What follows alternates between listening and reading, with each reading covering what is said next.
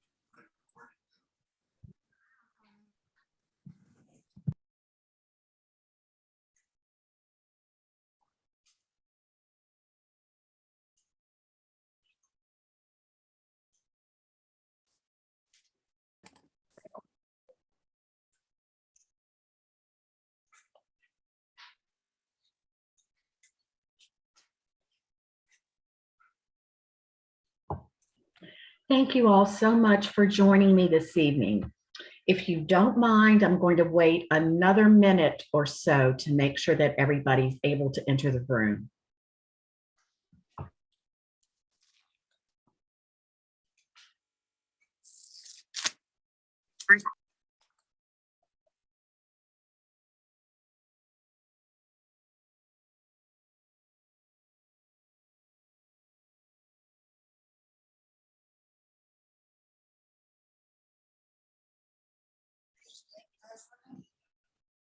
Yeah, he doesn't know your login.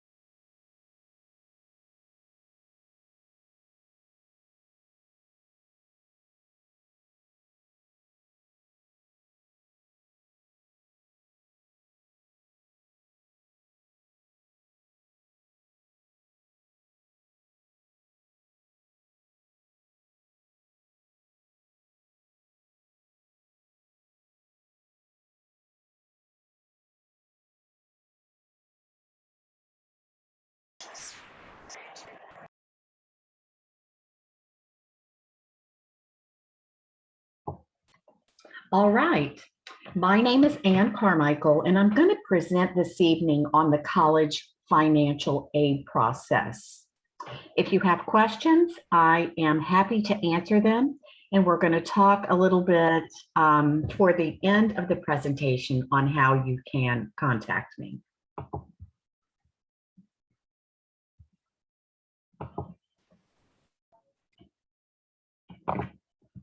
All right. We all know that college can be expensive, so it is time to start preparing for those costs, which are going to include your equipment, books and supplies, personal expenses,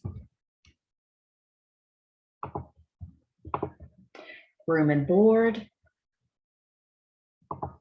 and then the big one, tuition and fees.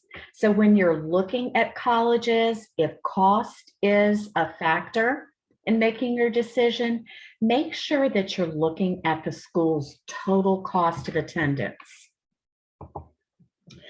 And the good news is that financial aid is available from the federal government, the state of Louisiana, your college or career school, and then nonprofit and private organizations. Now, there are three types of student financial aid. There's free money, borrowed money, and earned money. Types of federal student aid include the federal Pell Grant, the federal Supplemental Education Opportunity Grant, the Teacher Educational Assistance for College and Higher Education Grant, the Iraq and Afghanistan Service Grant, Federal Work Study, and direct subsidized, unsubsidized, and PLUS loans. The grant family through federal student aid will include the Pell Grant, which is for undergraduates with financial need, FSEOGs, for undergraduates with exceptional financial need, service grants for students of military parents who died defending the country following 9/11, and then teach grants for students pursuing a teaching career. The Federal Work Study Program provides part-time jobs to help the student pay for his education expenses. So when you answer yes on the FAFSA to the Federal Work Study Program, the college will begin to consider you for available jobs on their campus. Then any money that you might earn from those jobs will be paid directly to you, the student, to help you pay for your college expenses. Now, these jobs look great on your first professional resume. So if you are going to a four-year college and accept a federal work study job, say in the financial aid office, that is 4 years of work history to provide. And of course, no one wants to have to borrow, but if you cannot complete your college degree without student loans, then are a good investment. The important thing is to borrow only what you need to complete your education. And it's important to understand the types of loans that you might be offered. So direct subsidized loans are based on financial need, and no interest is charged until you graduate or cease to attend. And these are known as need-based loans. On the other hand, almost everyone is eligible for direct unsubsidized loans, regardless of your financial need. But it's important to remember that interest does begin to accrue on this type of loan once it's fully dispersed and then throughout the life of the loan. So you can see that there is a big difference between direct unsubsidized and subsidized loans. When you receive your student financial aid offer, you want to remember to always accept the subsidized loans first. And you can remember this by telling yourself that the U in unsubsidized means that you always pay the interest on that portion. Now, if you do make the decision to accept loans, you always want to accept the federal student loans first, because no payments are due until you graduate or cease to attend. The interest rate is fixed at a lower rate and no credit check is required. Federal student loans are in the student's name only, whereas private student loans should be accepted only as needed. Because some lenders are going to ask that you begin repayment on these loans while you're still in school. The interest rate might be variable and often it is higher, and they almost always require a cosigner.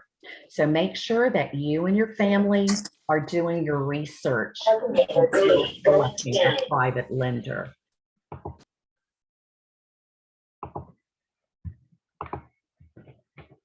Now, student financial aid can be used at four-year public and private colleges, community colleges, career and technical schools for part-time and online college courses. And all federal student aid and most institutional and private aid is contingent upon completion of the free application for federal student aid or the FAFSA. Now, you all probably know by now that it did launch on October 1st, and it does so every academic year. Remember that student financial aid is awarded on a first-come, first-served basis, so you want to submit your FAFSA as soon as possible. You'll want to remember to pay really close attention to your FAFSA deadlines. Your college may have a priority financial aid deadline to get your FAFSA submitted. The state of Louisiana, in the form of the TOPS scholarship, does have a FAFSA deadline. And yes, the FAFSA can be used as your TOPS application if you qualify. Federal student aid has a FAFSA deadline, and check with your senior counselor. She might have a deadline for you to meet your graduation requirements. Now, who is eligible for federal student aid? Remember that the student must be one of the following to be eligible and complete a FAFSA. The student should be a U.S. citizen or U.S. national, or have a green card, or have an arrival departure record, or have a battered immigrant status, or have a T visa. Now, if the student has one of these, but the parents do not. That's fine. The student can still submit a FAFSA, but he will use zeros anywhere a parent's social security number is asked for. You're going to want to begin the FAFSA process by collecting all of the documents needed to complete the form. And by doing this, it really should take no longer than 30 to 45 minutes to submit your FAFSA. These documents include the student and parents' social security cards, because you must report your name and your social security number exactly as printed on your most recent card. The student and parents' 2020 federal income tax returns, if you filed one. And if you don't have a copy of this return, now is a good time to contact your tax preparer for a duplicate copy. Gather the student and parents' 2020 W-2s, because there's information on this form that might not be found on your federal tax return. And then bank statements and records of investments, because you're going to be asked to report the balances of these accounts as of the date you submit your FAFSA. Now, you want to begin by creating the Federal Student Aid ID, because this is going to allow the student and parents to identify themselves. On all federal student aid websites, but specifically for our purpose at this time, the FAFSA. Now, the FSA ID is going to consist of a unique username and a password created by you, and it should reflect only your personal information. Each student and one of his parents needs to create this FSA ID. Now, sometimes on, let's say, the student's FSA ID, say they ask for an alternate phone number, which they do. Some students will enter mom or dad's mobile number, but if mom or dad is using that mobile phone number in their ID, this is going to cause trouble when you're trying to sign your FAFSA. And remember, use your personal email addresses, because once school's out, you may no longer have access to your school account. And then parents, oftentimes communications from federal student aid will get caught in your business spam folder. So make sure you're using your personal information. Also remember that your FSA ID username and password is your official electronic signature, and it's legally binding. So make sure that you're recording it, because you're going to need it every year that you're in college and complete a FAFSA, but keep it in a really safe place. If you don't have access to a computer when you're ready to start your FAFSA, you can download the FAFSA mobile app. It's called My Student Aid, and it's really easy to use to submit your FAFSA on your mobile phone, or on any other mobile device with internet access. Or if you prefer, you can complete the FAFSA on the web-based version at fafsa.gov. Now, if the student prefers to use the mobile app and mom and dad prefer to use the web-based version, that's fine. All the information is going to be integrated when it's time to sign and submit. The class of 2022, you graduating high school seniors, need to complete the 2022-2023 FAFSA. Because you're going to see when you get into the FAFSA that there are two options. If you complete the 2021-2022 FAFSA, you're going to be applying for financial aid for this academic year. And to meet your graduation requirement, if you're a Louisiana high school senior public school system, you do need to complete the 22-23 FAFSA to meet that graduation requirement. Now, there are 7 sections that need to be completed before you can submit your FAFSA. And the information that you used to create your FSA ID, students and parents, must match exactly what you're entering in your FAFSA. If you're having trouble signing your FAFSA once you get toward the end, it's most often because your information's not matching up. So make sure that you are mindful of that. Make sure your social security number, date of birth, the email address, mobile phone, etc., is exactly as listed in your FSA ID.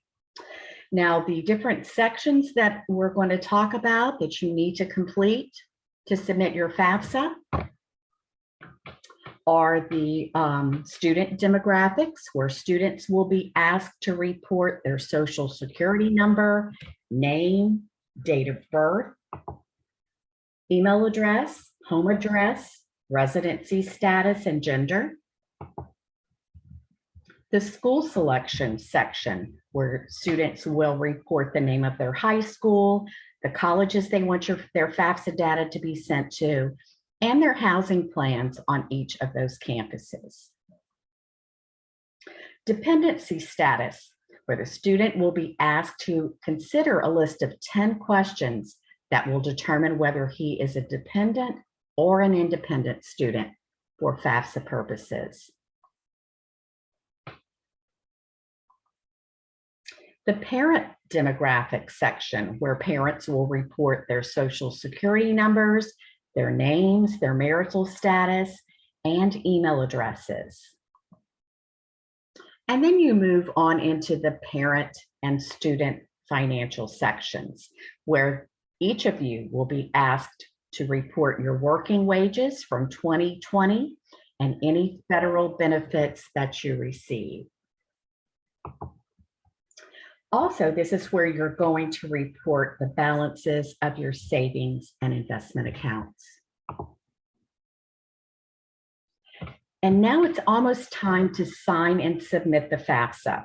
But before you do that, make sure you're reviewing your FAFSA summary. This summary reflects every question you were asked on the FAFSA and your answer to it. So a review of this report is going to ensure that the financial aid offices receive accurate information so that your aid can be processed timely.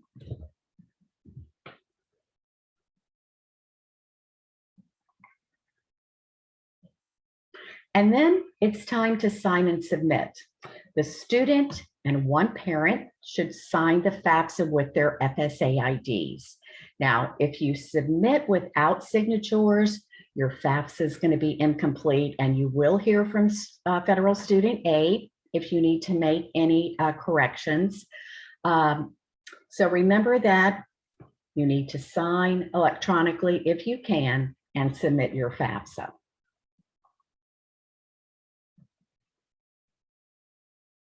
Now, if you've listed two parents within your FAFSA, we all know that the one who created the FSA ID is the one who's going to sign your FAFSA.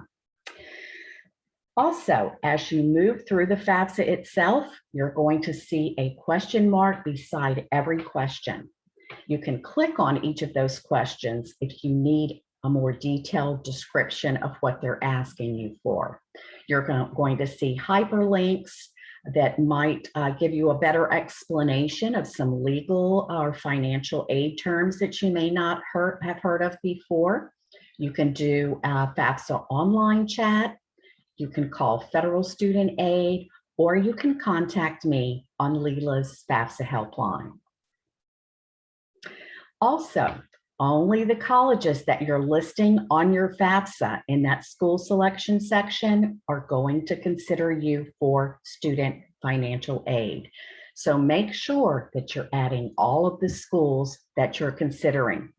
Even if you haven't completed your college admissions application yet, go ahead and add them to your FAFSA. They'll hold on to your FAFSA data until you've been accepted. Now, to determine whether a student is a dependent or independent student for FAFSA purposes, he's going to be asked to consider these statements. Will you, the student, be 24 or older by January 1st of the school year for which you're applying for financial aid? Are you married or separated but not divorced? Will you be working on a graduate degree? Do you have children who receive more than half of their support from you? Do you have dependents other than your children or a spouse who live with you and receive more than half of their support from you? Are you currently serving on active duty in the U.S. Armed Forces? Are you a veteran of the U.S. Armed Forces? At any time since you turned 13, were both of your parents deceased? Were you in foster care, or were you a ward or a dependent of the court? Are you an emancipated minor, or are you in legal guardianship as determined by a court? And remember that legal custody is not always considered legal guardianship. So make sure you have your documentation with you when you're answering these questions. And then, are you an unaccompanied youth who is homeless, or are you self-supporting and at risk of being homeless? Now, if you can answer yes to just one of these questions and provide a legal document supporting that claim, then you're considered an independent student for FAFSA purposes, and you will not be required to provide parental information. This is great. We're still having people join us. So when I hesitate, that's what I'm doing, letting students and their parents in our room. Now, if you say live with your grandparents or other relatives who are not your legal guardians and they have not legally adopted you, you still must provide information about your biological parents. And if you have questions about this or you're in a specific situation and you want to talk to me, I'm going to provide my contact information at the end of the presentation. I'm happy to talk to you individually. Also, for FAFSA purposes, you're not considered an independent student simply because, say, you file your own taxes or you've chosen to live alone and you do support yourself. You will still need your biological parents' information if you cannot answer one of the prior 10 questions. But if you are in a kind of unique situation, you can always contact your college financial aid offices to talk to them about aid they might have available for you. And then the most commonly asked question that we receive is, which parent should I list on my FAFSA?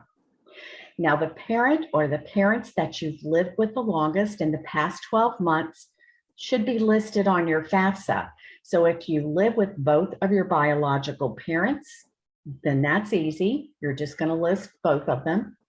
But if the parent that you've lived with the longest in the past 12 months is either separated, divorced, or was never married, then you should list only that biological parent on your FAFSA.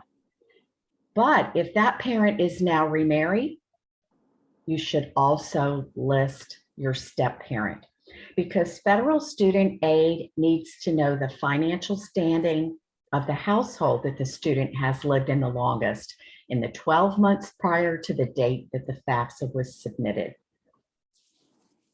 If you are identified as a dependent student, but your parents will not provide their information on your FAFSA, you can still submit your FAFSA by stating, I'm unable to provide parental information.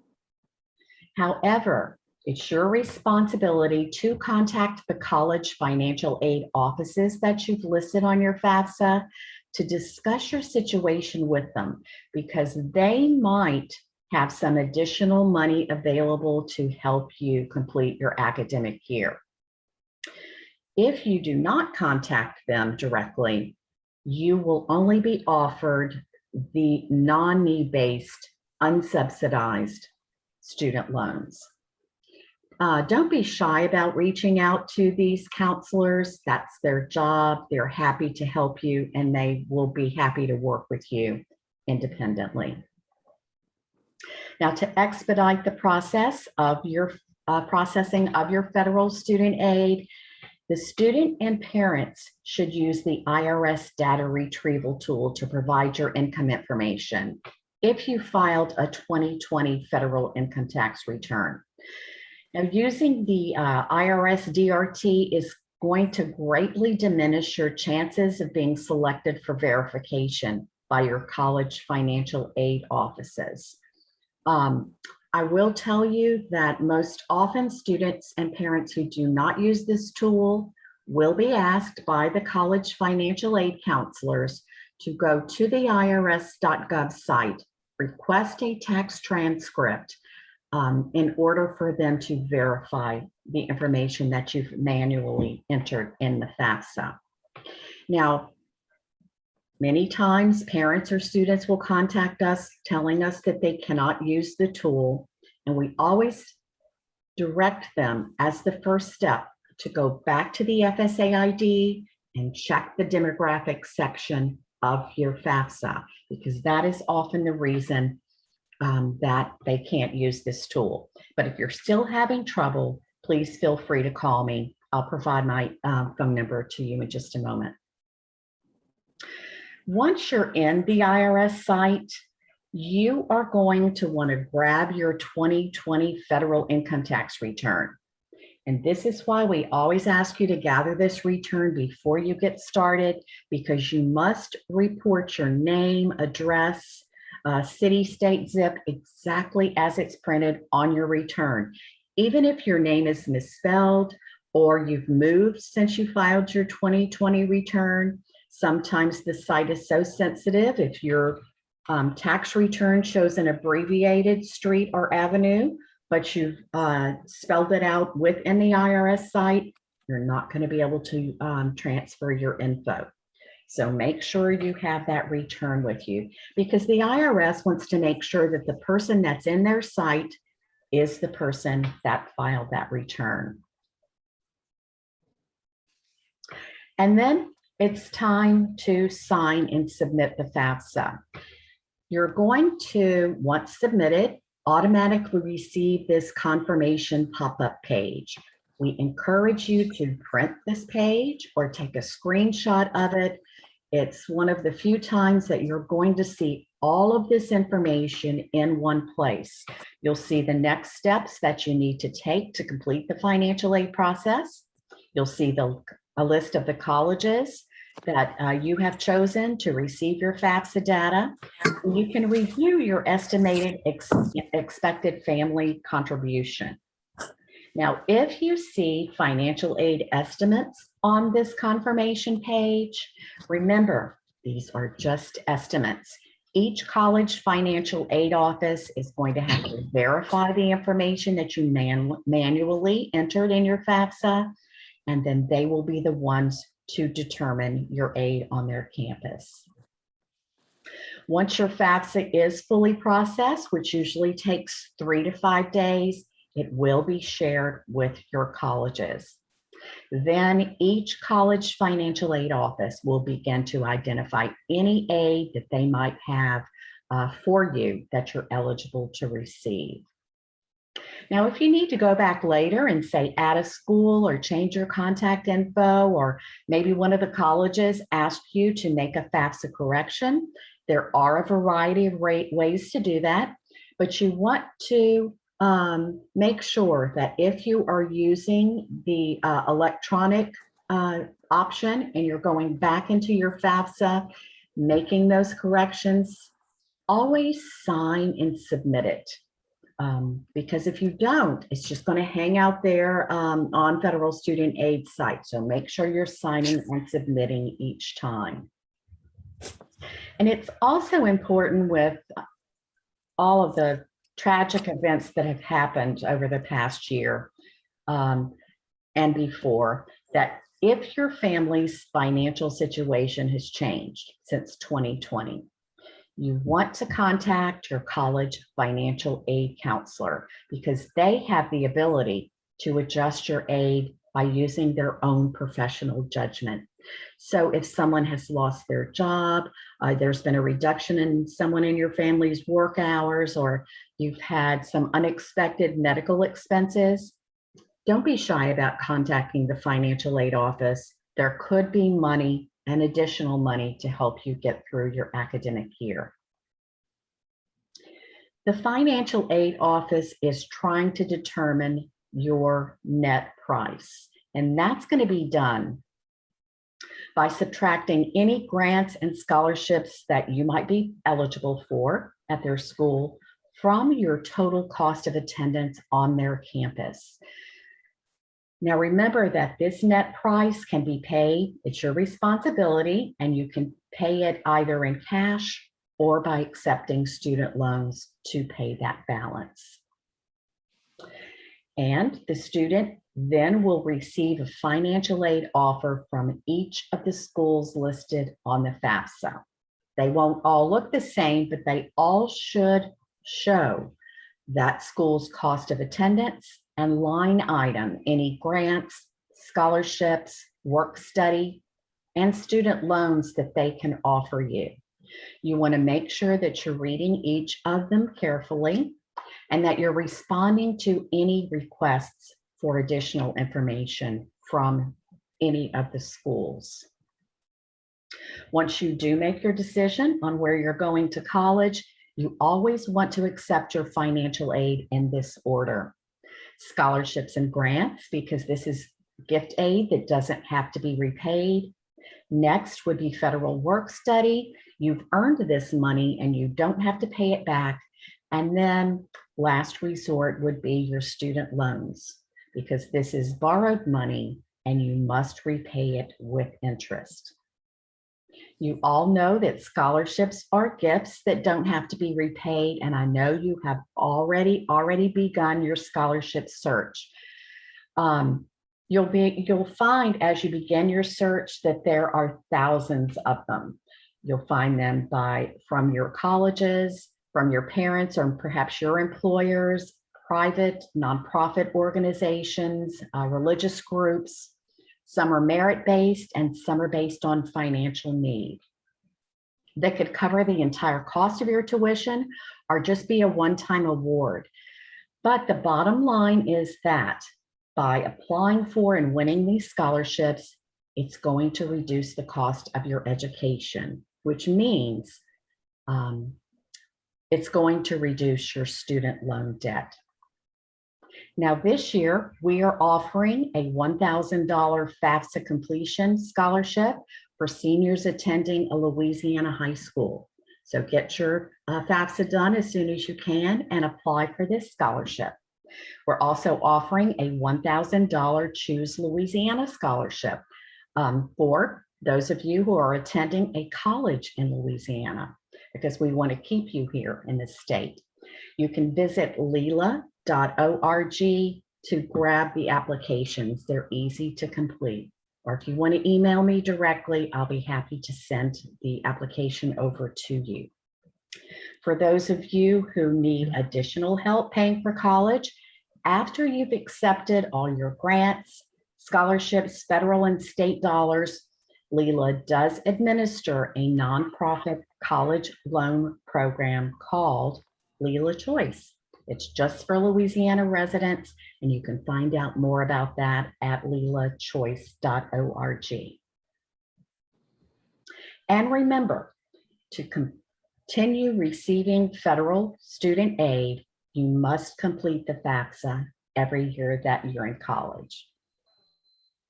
Now, if you haven't already received a copy of Lila's FAFSA completion guide for class 2022, you can always visit lila.org to request a copy. Your counselor may already have distributed these to you. It's in electronic format, but I'm happy to send it to you as well.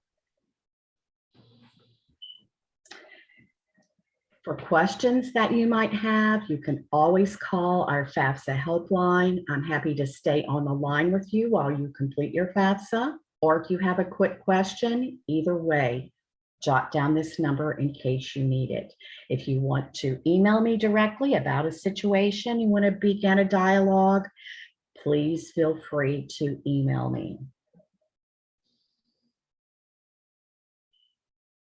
Now, if you have questions that you want to talk about tonight, I'm happy to address those. Just drop them there in the Zoom chat box. And I see we already have someone who is asking a question. This student is asking what documents will be required if our situation has changed since 2020 taxes were filed. Most often, colleges are going to ask for any financial information. So if you submitted your tax return for 2020 and you then maybe have a reduction in income, a college might ask you to provide a copy of your payment stubs, your payroll stubs. They could ask you for copies of really any financial information that that you have since that 2020 filing. And every college is going to be a little bit different. Some might ask for specific information, others may not. So it'll just be on a case-by-case basis. Here's another great question. Is the Pell Grant part of the FAFSA application, and what is it? The Pell Grant, the FAFSA is your application for Pell. Pell is a need-based grant for students who have financial need. A lot is taken into consideration when a counselor considers a student for Pell. It could include the total family income, but it also could include how many family members that are living in the household. It could include how many of those family members are students or children that are in college, so that they can get an idea of the actual financial need of that family. Here's a question. My phone number is already in use by someone. What do I do? Now, I'm assuming that you're talking about creating your FSA ID. And once the FSA ID was, the process was originated and they asked for students and parents' mobile phone numbers, we began to see this happen. You do not have to report your phone number and your email address. So if you're being told that your mobile number is already in use, somebody else perhaps had your mobile phone number before you did, and they created an ID, or someone entered your phone number in error on their ID, just skip that question about your mobile phone number and uncheck the box that says, I would like to provide my mobile phone number and verify it. So just enter your email address. And vice versa, if you don't have an email address, it is a good time to go ahead and create one. But if you don't, you can always use your mobile phone number and leave the email address blank. But remember, when you don't provide an email address on the FAFSA, you're not going to hear electronically from Federal Student Aid. All your communications are going to come directly through the U.S. Postal Service. So it's a good time to go ahead and create your personal email address. Okay, what is the process for adding or removing schools after we submit the application? That's a great question. You're going to go back to the FAFSA. You're going to select Make a FAFSA Correction. You're going to jump straight to that school selection section, and you're going to remove a school or you're going to add a school. but remember that you must sign and submit each time. Now, if you're planning to apply to more than 10 colleges, what you want to do is add those 10, the first 10, sign and submit the FAFSA, go back into the FAFSA once it's processed after that 3 to 5 day period, remove those 10 schools and add 10 more. And you can do this continuously until you have all of your schools listed on a FAFSA.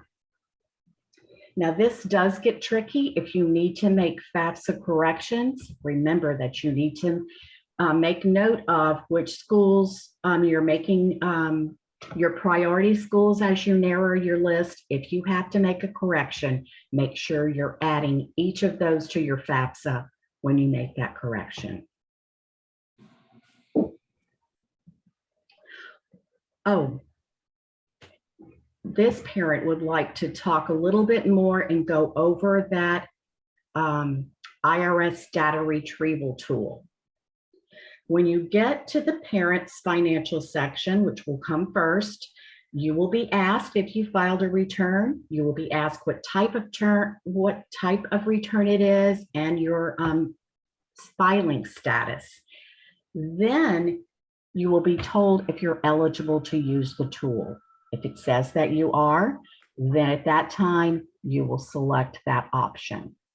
You will move on, enter your FSA ID, username and password, and choose link to the IRS.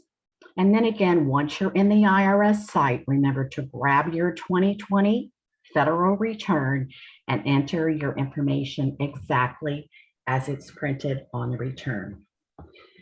So mom or dad, if you want to give me a call when you're at that point, please feel free to call the helpline and I'll walk you through it. Remember that when you're in the parent financials first, you can use the tool. If the student also filed a return from 2020, they're eligible to use, most often eligible to use the tool as well. Another question is, do both married biological parents need to create an FSA ID or only one? You're going to find, that the student must create an ID and one of the biological parents, the parent that the student lived with the longest in the past 12 months. Now, if the student lived with both biological parents, then one of those parents will create an FSA ID.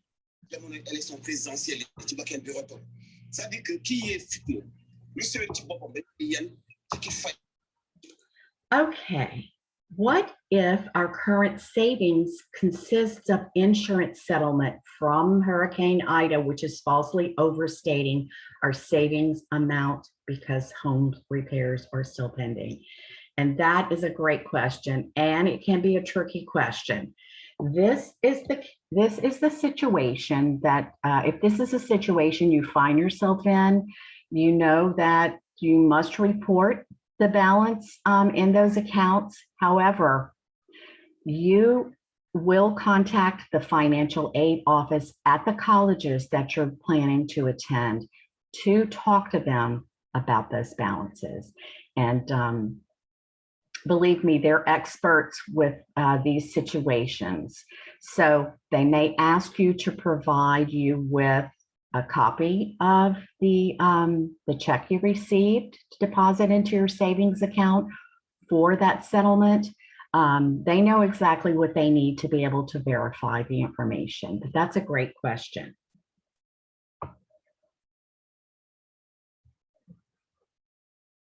If you don't send a college or FAFSA, do they still give you financial aid? Now, if you're talking about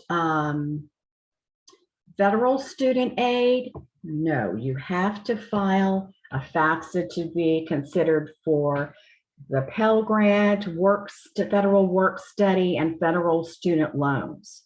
But I will say this, most colleges Even when they are awarding institutional aid, maybe they have scholarships your child might be eligible to receive that aren't federal dollars. A lot of colleges use the FAFSA to initiate the entire financial aid process, and that could also include scholarships as well.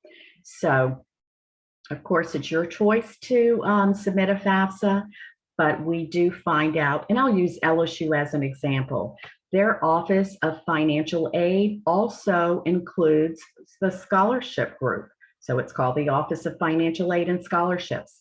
They all work together to determine any time and identify any type of federal student or any type of student aid that they can offer to your child. And that could include their scholarships as well.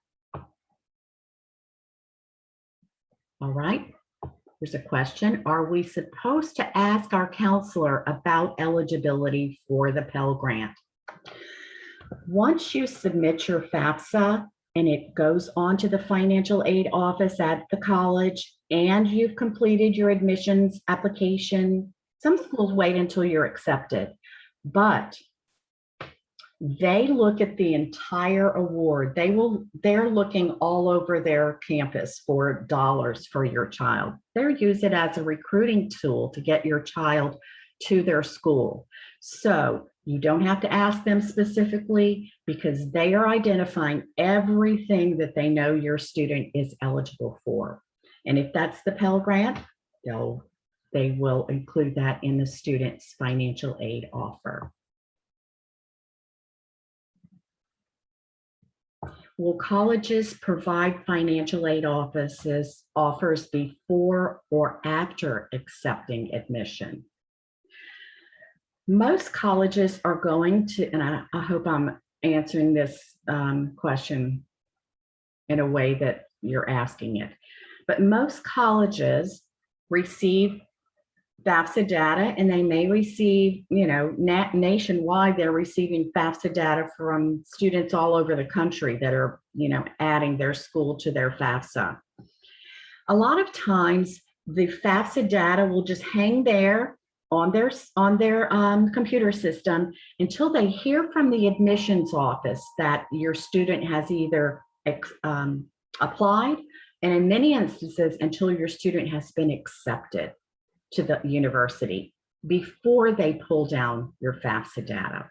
So that's why it's good to go ahead and get your FAFSA submitted at the colleges, and it'll just be there waiting.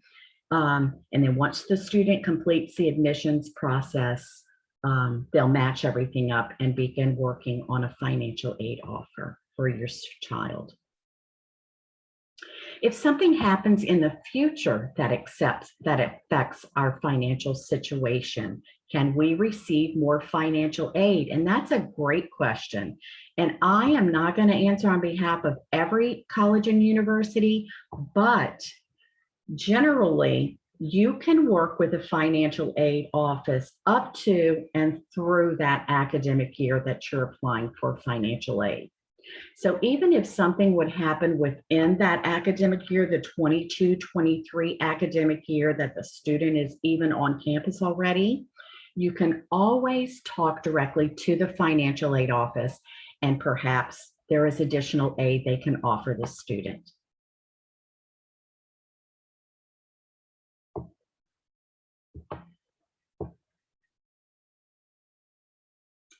I think I've made it down to the bottom of the question.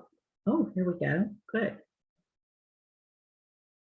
If FAFSA is first come, first serve, are we 12 days late?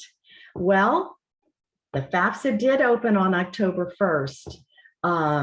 Some students called me and parents called at 7 a.m. on October 1st. Because in Louisiana, the FAFSA did open at 11:59, I believe, on the last day of September. I wouldn't say by any means that you're late, but it's a good idea to go ahead as soon as you can and complete your FAFSA.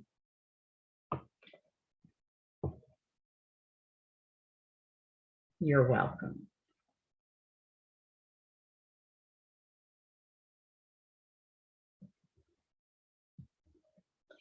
Okay, I provided you with my contact info. I'm going to go back a slide so that you can jot it down if you didn't get a chance to.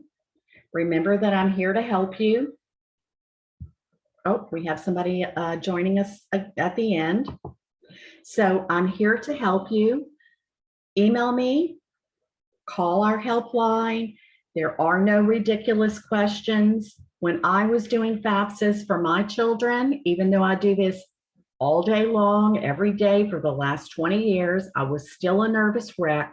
So if you wanted somebody to stay on the line with you while you complete your FAFSA or make a FAFSA correction, whatever it is, don't hesitate to contact me. This is really the end of the presentation, but I'm going to stay on here with you. If you all have something else going on, please feel free to leave us at this point, but I'll go ahead and stay on in case there are any additional questions. Thanks so much for having me.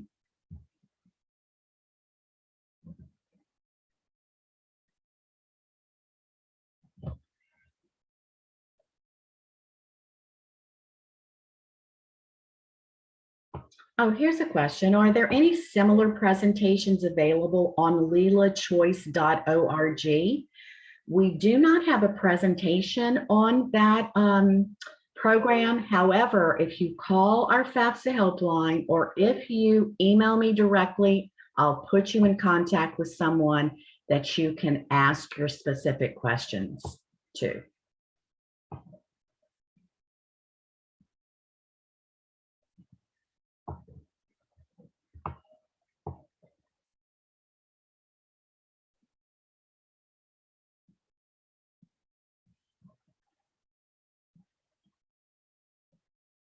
Oh, thank you, Ms. McLemore. She is going to post a copy of the presentation to your Facebook page as well.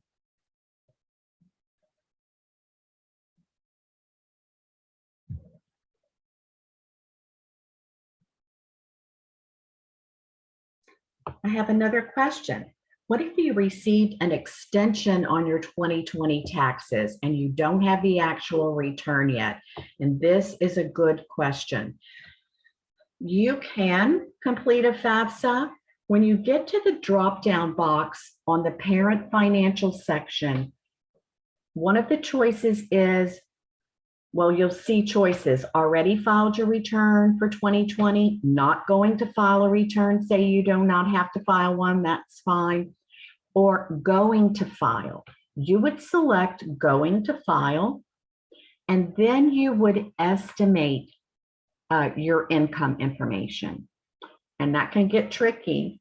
And you can submit it saying that you're going to file a return. But once you get that return submitted and you get a copy of it, you do have to go back into the FAFSA and change that answer to already filed and go ahead and put the actual numbers in your FAFSA. Sometimes it's easier to just go ahead and wait until you get your extension filed, unless the colleges that your child's planning to attend have a deadline to submit your FAFSA. I would encourage you to contact those colleges and get their advice on that FAFSA estimate. You're welcome.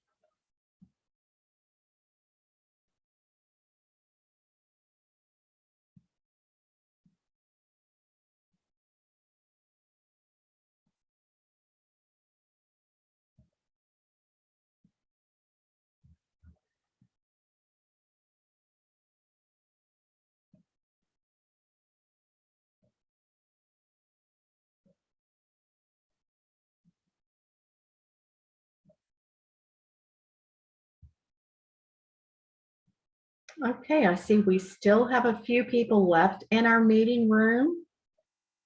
I'm going to wait another minute or so to see if any of you have questions you'd like to ask, and then I'll go ahead and end the meeting.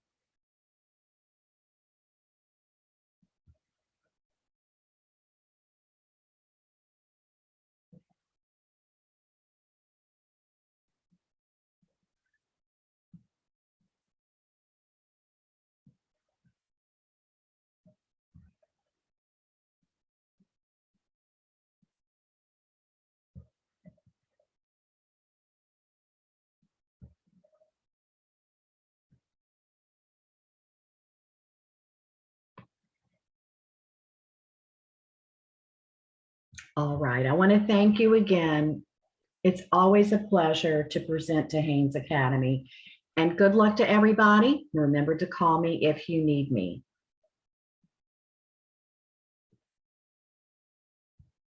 Good night.